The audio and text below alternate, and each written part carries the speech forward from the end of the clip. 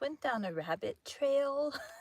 I was researching something and, like when you start doing something, you're like, oh, it'll just take me a minute. And then you end up down a rabbit trail and it takes way longer than a minute. That's basically what happened. And then it was like 8:30 and I'm like, yeah, I'm not going to get any chapters done. So I'm in today and we're going to get at least one chapter done, possibly two, ideally two. Today we'll be continuing Little Women by Louisa May Alcott. 23. Aunt March settles the question. Airplane.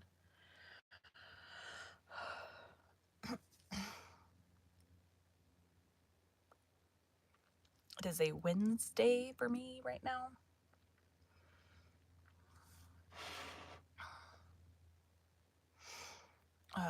So yeah, yesterday was Tuesday. I don't even remember what I was researching. Something to do with books. Oh, I was looking up, like profit margin, like standards. So like if you write a book, right, there's a certain amount of money that it costs to, airplanes still going overhead, so whatever. There's a certain amount of money that it costs to print the book, like for the paper and the cover and like all this. Like there's a certain amount that you're going to pay to print the book. And then anything over that, whoever you're selling through is going to keep a portion of the extra over that. So say the cost of your book is $20, okay? It costs 10 to print it, so that money's gone. So now you only have 10 left.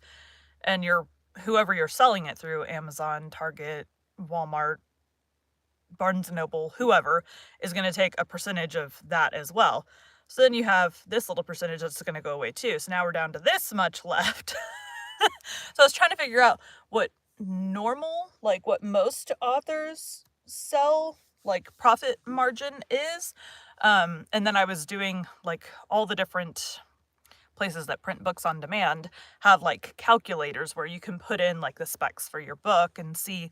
So I was just like doing, and then like, which one was it? Draft to Digital changes it drastically based on the size of the pages, which cut like how tall and wide the book is, which makes sense because it's less pages if it's a bigger page. Anyways, the random things, rabbit trails, it just took way longer. I didn't realize there were so many different options for book sizes. Good grief. Like width and heights.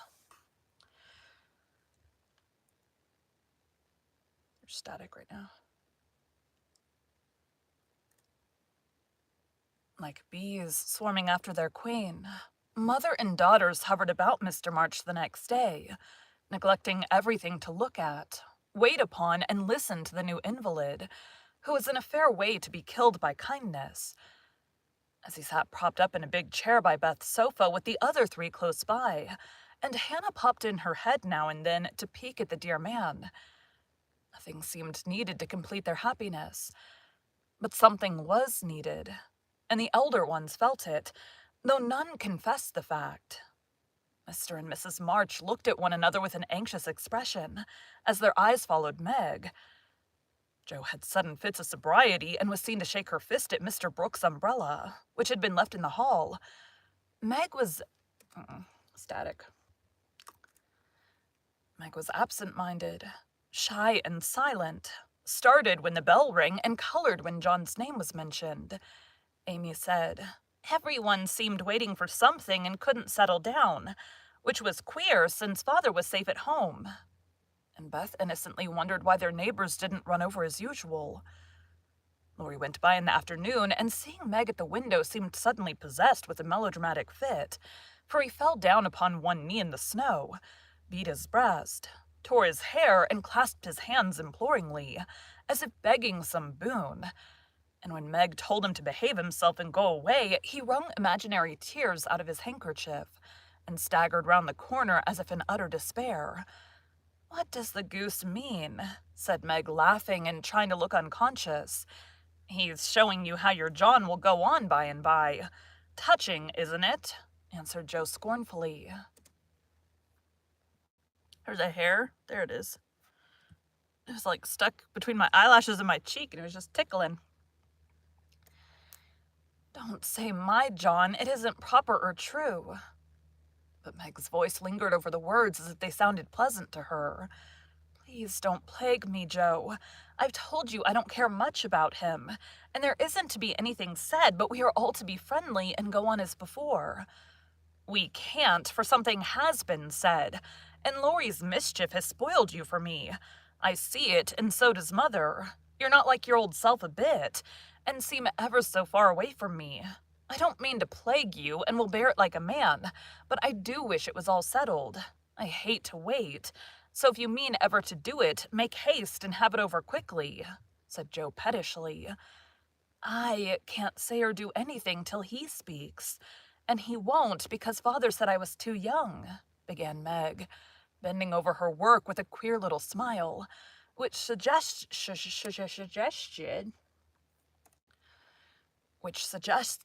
oh my god, I almost did it again, which suggested that she did not quite agree with her father on that point.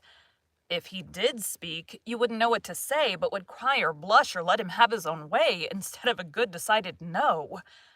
"I'm not so silly and weak as you think. I know just what I should say, for I've planned it all, so I needn't be taken unawares.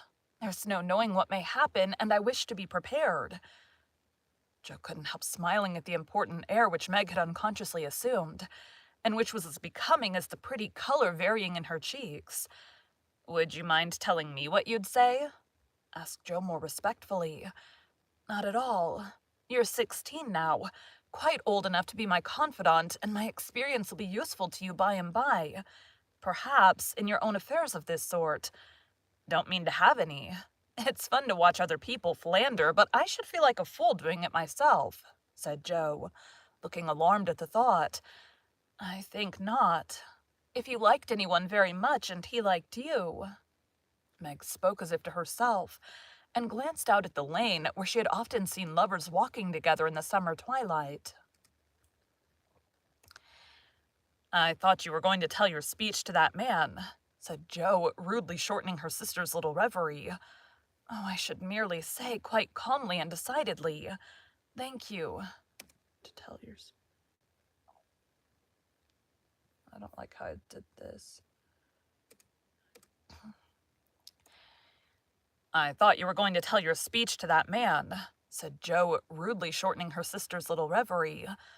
"Oh, I should merely say, quite calmly and decidedly, 'Thank you, Mr. Brooke. You are very kind, but I agree with Father that I'm too young to enter into any engagement at present. So please say no more, but let us be friends as we were.'" That's stiff and cool enough. I don't believe you'll ever say it, and I know he won't be satisfied if you do. If he goes on like the rejected lovers in books, you'll give in rather than hurt his feelings." "No, I won't. I shall tell him I've made up my mind, and shall walk out of the room with dignity." Meg rose as she spoke, and was just going to rehearse the dignified exit when a step in the hall made her fly into her seat and begin to sew as if her life depended on finishing that particular seam in a given time. Joe smothered a laugh at the sudden change, and when someone gave a modest tap, opened the door with a grim aspect which was anything but hospitable. Uh-oh.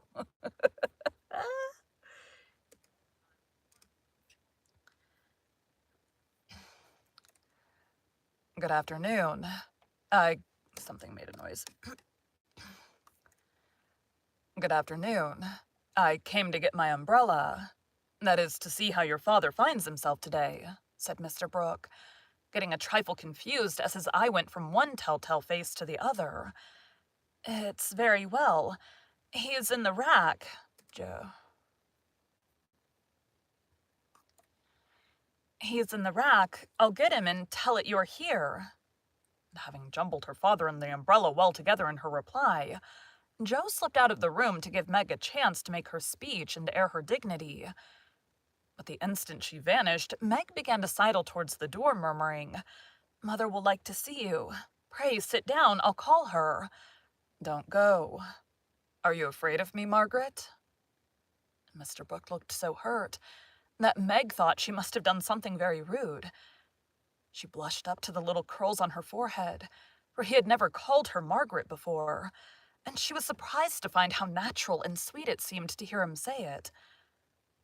Anxious to appear friendly and at her ease, she put out her hand with a confiding gesture and said gratefully, "How can I be afraid when you've been so kind to Father? I only wish I could thank you for it." "Shall I tell you how?" asked Mr. Brooke, holding the small hand fast in both of his own, and looking down at Meg with so much love in the brown eyes that her heart began to flutter, and she both longed to run away and to stop and listen. "Oh, no, please, don't. I'd rather not," she said, trying to withdraw her hand and looking frightened in spite of her denial. "I won't trouble you. I only want to know if you care for me a little, Meg. I love you so much, dear," added Mr. Brooke tenderly. This was the moment for the calm, proper speech, but Meg didn't make it. She forgot every word of it, hung her head, and answered, "I don't know," so softly that John had to stoop down to catch the foolish air. So softly that John had to stoop down to catch the foolish little reply. He seemed to think it was worth the trouble, for he smiled to himself as if quite satisfied, pressed the plump hand gratefully, and said in his most persuasive tone, "Will you try and find out? I want to know so much, for I can't go to work with any heart until I learn whether I'm to have my reward in the end or not." "I'm too young," faltered Meg, wondering why she was so fluttered, yet rather enjoying it. "I'll wait. And in the meantime, you could be learning to like me. Would it be a very hard lesson, dear?" "Not if I chose to learn it, but please churn to learn." "Please choose to learn, Meg. I love to teach, and this is easier than German," broke in John, getting possession of the other hand so that she had no way of hiding her face as he bent to look into it. His tone was properly beseeching, but stealing a shy look at him, Meg saw that his eyes were merry as well as tender, and that he wore the satisfied smile of one who had no doubt of his success. This nettled her. Annie Moffat's foolish lessons in I don't know how to say this word.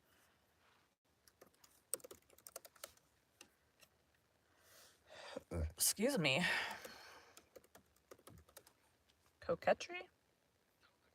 Coquetry. Annie Moffat's foolish coquetry. My mouth made a noise. Annie Moffat's foolish lessons in coquetry came into her mind, and the love of power which sleeps in the bosoms of the best of little women woke up all of a sudden and took possession of her. She felt excited and strange, and not knowing what else to do, followed a capricious impulse, and withdrawing her hand, said petulantly, "I don't choose. Please go away and let me be." Poor Mr. Brooke looked as if his lovely castle in the air was tumbling about his ears, for he had never seen Meg in such a mood before, and it rather bewildered him. "Do you really mean that?" he asked anxiously, following her as she walked away. "Yes, I do. I don't want to be worried about such things. Father says I needn't. It's too soon, and I'd rather not. And I hope you'll change your mind by and by. I'll wait and say nothing till you've had more time. Don't play with me, Meg. I didn't think that of you." "Don't think of me at all. I'd rather you wouldn't," said Meg, taking a naughty satisfaction in trying her lover's patience and her own power. He was grave and pale now, and looked decidedly more like the novel heroes whom she admired, but he neither slapped his forehead nor tramped about the room as they did. He just stood looking at her so wistfully, so tenderly that she found her heart relenting in spite of her. What would have happened next I cannot say if Aunt March had not come hobbling in at this interesting minute. The old lady couldn't resist her longing to see her nephew, for she had met Laurie as she took her airing, and hearing of Mr. March's arrival, drove straight out to see him. The family were all busy in the back part of the house, and she had made her way quietly in, hoping to surprise them. She did surprise two of them so much that Meg started as if she had seen a ghost, and Mr. Brooke vanished into the study.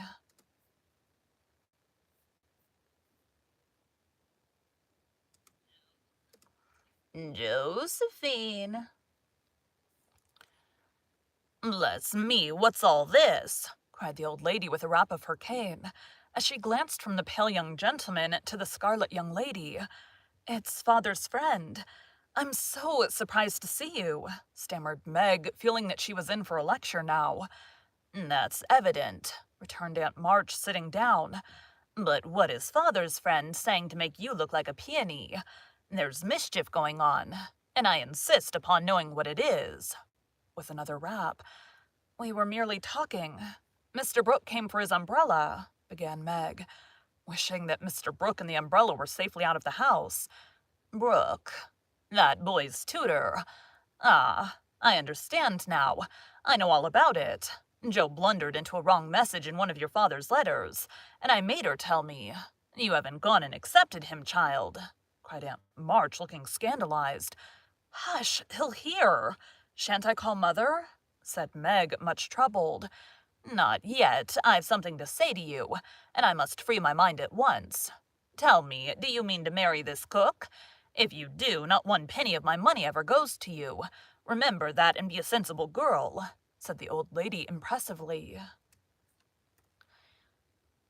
Now Aunt March possessed in perfection the art of rousing the spirit of opposition in the gentlest people, and enjoyed doing it.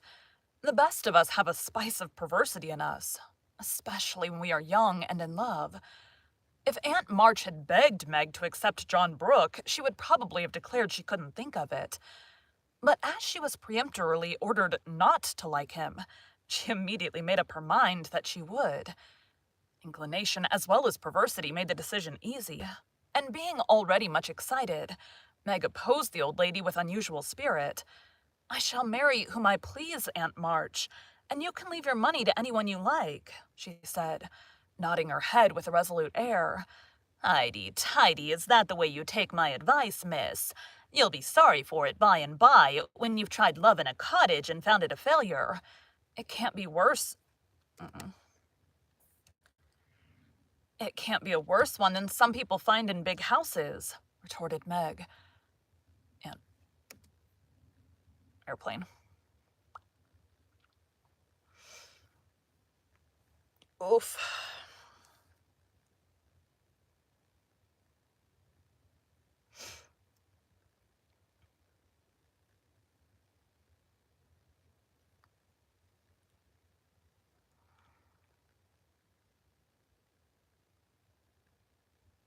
I'm pretty sure John is still in the room for this. Like,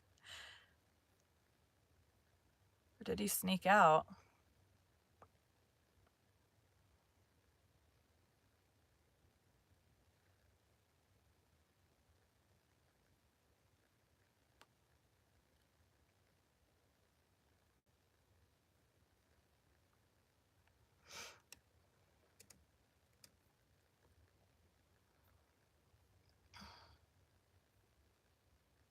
Okay.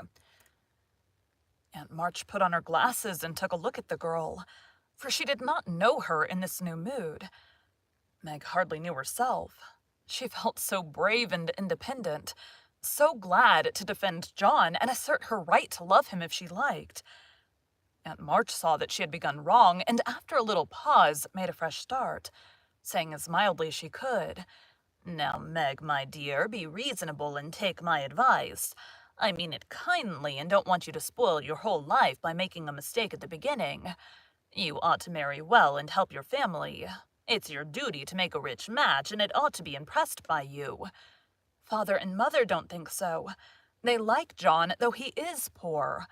Your parents, my dear, have no more worldly wisdom than two babies." "I'm glad of it," cried Meg stoutly. Aunt March took no notice, but went on with her lecture. "This Rook is poor and hasn't got any rich relations, has he?"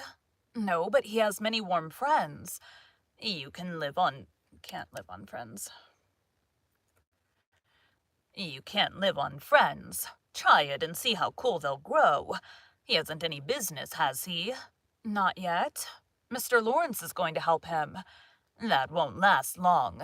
James Lawrence is a crotchety old fellow and not to be depended on. So you intend to marry a man without money, position, or business, and go on working harder than you do now when you might be comfortable all your days by minding me and doing better. I thought you had more sense, Meg. I couldn't do better if I waited half my life. John is good and wise. He's got heaps of talent. He's willing to work and sure to get on. He's so energetic and brave. Everyone likes and respects him, and I'm proud to think he cares for me, though I'm so poor and young and silly, said Meg, looking prettier than ever in her earnestness. He knows you have got rich relations. He knows you have got rich relations, child. That's the secret of his liking, I suspect. Aunt March, how dare you say such a thing?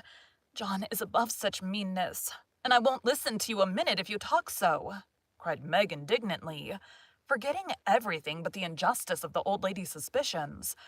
My John wouldn't marry for money any more than I would. We're willing to work, and we mean to wait. I'm not afraid of being poor, for I've been happy so far, and I know I shall be with him, because he loves me, and I... Meg stopped there, remembering all of a sudden that she hadn't made up her mind, that she had told her John to go away, and that he might be overhearing her inconsistent remarks.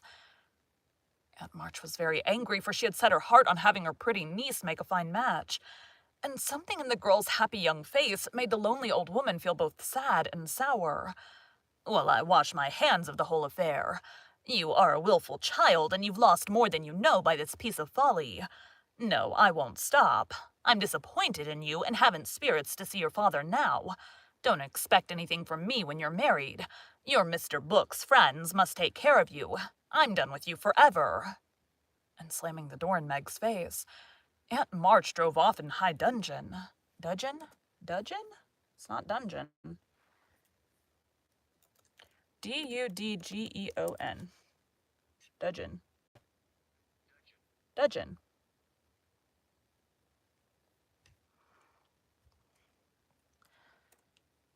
Aunt March drove off in high dudgeon. She seemed to take all the girl's courage with her, for when left alone, Meg stood a moment undecided whether to laugh or cry. Before she could make up her mind, she was taken possession of by Mr. Brooke, who said all in one breath, I couldn't help hearing, Meg. Thank you for defending me, and Aunt March for proving that you do care for me a little...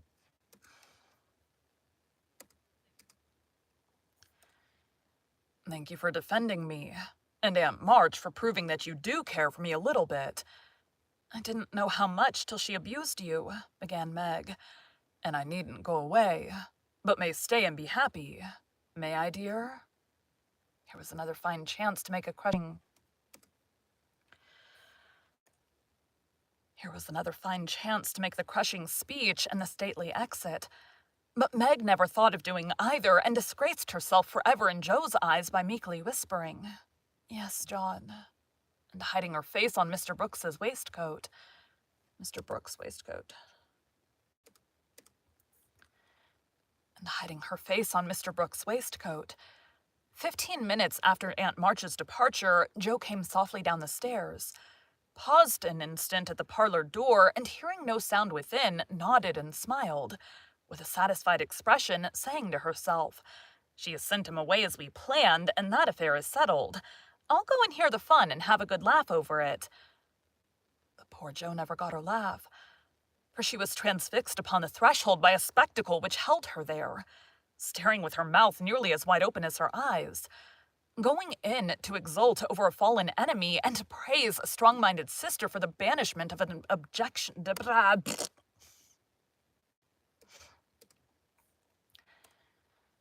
Going in to exult over a fallen enemy, and to praise a strong-minded sister for the banishment of an objectionable lover, it certainly was a shock to hold the aforesaid enemy serenely sitting on the sofa, with a strong-minded sister enthroned upon his knee, and wearing an expression of the most abject submission. Joe gave a sort of gasp, as if a cold shower bath had suddenly fallen upon her, for such an unexpected turning of the tables actually took her breath away. At the odd sound, the lovers turned and saw her. Meg jumped up, looking both proud and shy, But that man, as Joe called him, actually laughed and said coolly as he kissed the astonished newcomer, "Sister Joe, congratulate us." I was adding insult to injury.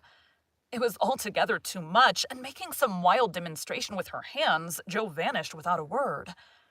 Rushing upstairs, she startled the invalids by exclaiming tragically as she burst into the room, "Oh, do somebody go down quick. John Brooke is acting dreadfully, and Meg likes it." Mr. and Mitches?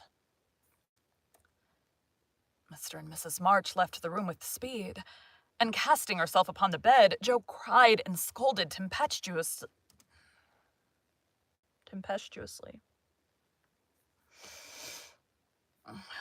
Texts.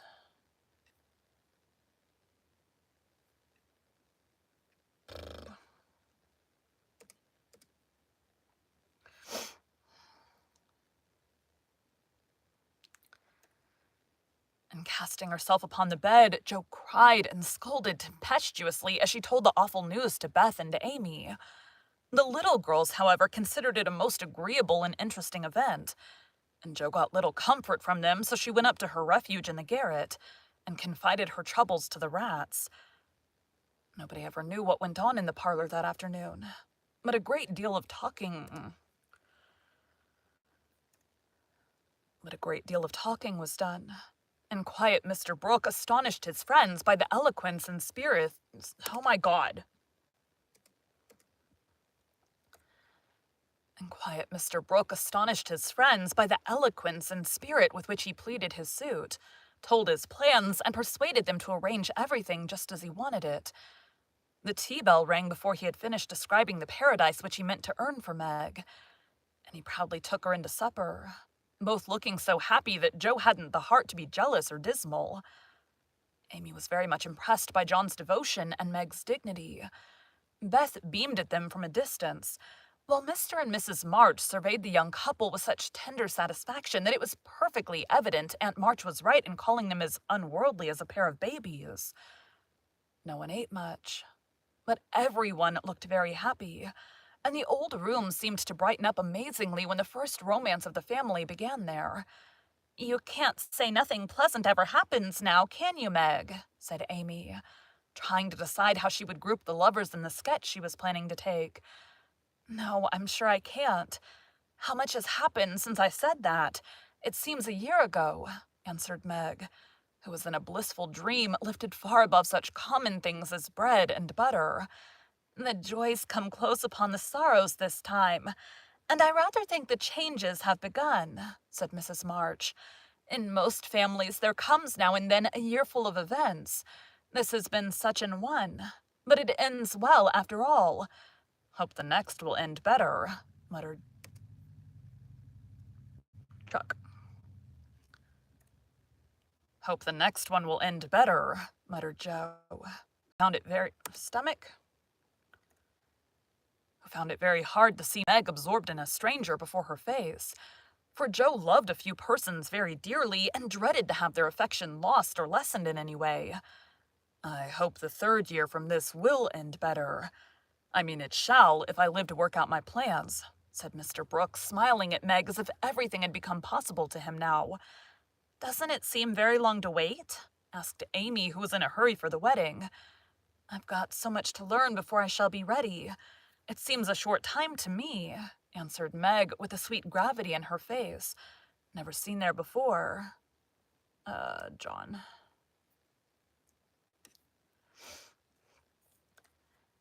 "You have only to wait. I am to do the work," said John, beginning his labors by picking up Meg's napkin with an expression which caused Joe to shake her head, and then to say to herself with an air of relief as the front door banged, "Here comes Laurie."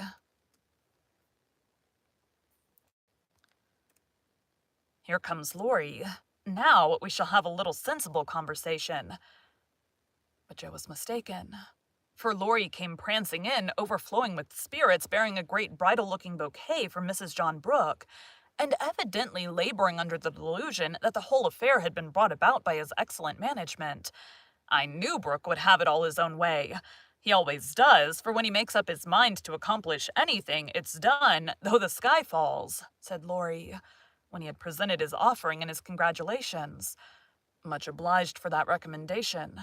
I take it as a good omen for the future, and invite you to my wedding on the spot," answered Mr. Brooke, who felt at peace with all mankind, even his mischievous pupil.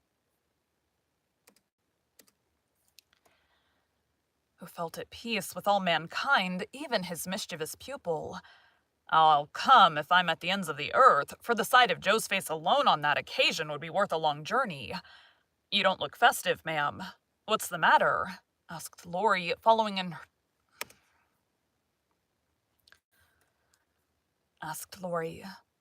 her into a corner of the parlor where all had adjourned to greet Mr. Lawrence. "I don't approve of the match, but I've made up my mind to bear it and shall not say a word against it," said Joe solemnly. "You can't know how hard it is for me to give up Meg," she continued with a little quiver in her voice. "You don't give her up. You only go halves," said Laurie consolingly. "It never can be the same again. I've lost my dearest friend," sighed Joe. "You've got me anyhow. I'm not good for much, I know, but I'll stand by you, Joe, all the days of my life. Upon my word I will." And Laurie meant what he said. "I know you will, and I'm ever so much obliged. You are always a great comfort to me, Teddy," returned Joe, gratefully shaking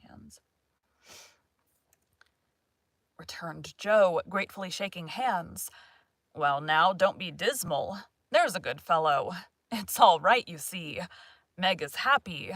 Brooke will fly round and get settled immediately. Grandpa will attend to him, and it will be very jolly to see Meg in her own little house. We'll have capital times after she's gone, for I shall be through college before long, and then we'll go abroad or some nice trip or other. Wouldn't that console you?" "I rather think it would. But there's no knowing what may happen in 3 years," said Joe thoughtfully. "That's true. Don't you wish you could take a look forward and see where we shall all be then?" "I do," returned Laurie. "I think not, for I might see something sad, and everyone looks so happy now I don't believe they could be much improved." And Joe's eyes went slowly round the room, brightening as they looked, for the prospect was a pleasant one. Father and mother sat together, quietly reliving the first chapter of the romance for which they began some 20 years ago. Amy was drawing the lovers who sat apart in a beautiful world of their own, the light of which touched their faces with a grace the little artist could not copy. Beth lay on her sofa talking cheerily with her old friend, who held her little hand as if he felt that it possessed the power to lead him along the peaceful way she walked. Joe lounged in her favorite low seat, with the grave, quiet look which best became her, and Laurie, leaning on the back of her chair, his chin on a level with her curly head, smiled with his friendliest aspect, and nodded at her in the long glass which reflected them both. So grouped, the curtain falls upon Meg, Joe, Beth, and Amy. Whether it ever rises again depends upon the reception given to the first act of the domestic drama called Little Women. Thank you for joining Bite at a Time Books today. While we read a bite of one of your